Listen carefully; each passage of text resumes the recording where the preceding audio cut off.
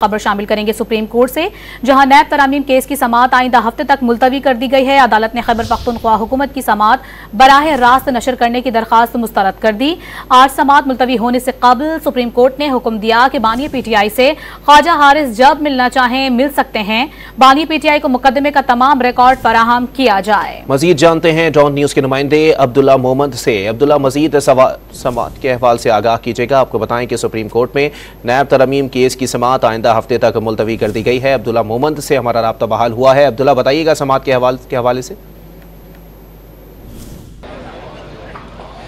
जी, नैब तरामीम case में आज जैसे ही वफाकी हुकूमत के वकील मखदूम अली खान के दलाइल मुकम्मल हुए तो उसके बाद बानी पीटीआई और चीफ जस्टिस काजी फायज ईसा के दरमियान बाकायदा तौर पर एक मुकालमा हुआ और बानी पीटीआई ने कहा कि उन्हें यहाँ कैदी तन्हाई में रखा गया है और एक शख्स पूरे जेल के मामला जो है वो चला रहे, उनको अपने वकीलों से मिलने नहीं दिया जा रहा है। बानी पीटीआई ने चीफ जस्टिस काजी फायज ईसा के सामने गुजारिश की कि आपके अदालत में हमारे दो मुकदमा जो है वो समाअत के लिए इस वक्त है।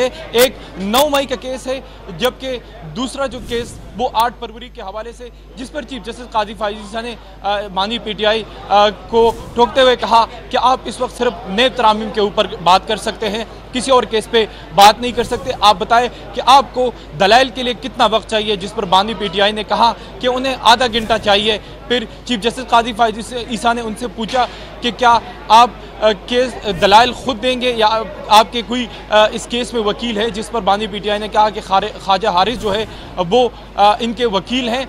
उसके बाद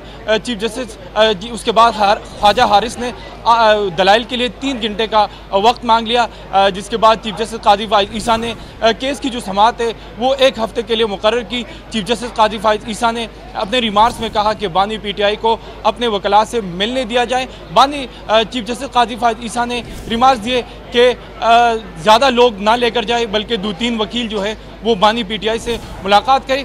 जबकि इसके साथ साथ सुप्रीम कोर्ट ने हुक्म दिया कि इस मुकदमे से मुतल्लिका जितने भी मवाद है वो बानी पीटीआई को फराहम किए जाए। तो आज इस केस की समाअत जो है वो 1 हफ्ते के लिए जो है मुलतवी की गई और 1 हफ्ते बाद, क्योंकि कोई तारीख नहीं दी गई है, ये केस दोबारा 1 हफ्ते बाद समाअत के लिए मुकर्रर होगा। जी, समाअत की आपको बताएं कि बानी पीटीआई को मुकदमे का तमाम रिकॉर्ड फराहम करने का हुक्म जारी कर दिया गया है। अब्दुल्ला मोहम्मद हमारे नुमाइंदे हमें अपडेट कर रहे थे। आपका शुक्रिया।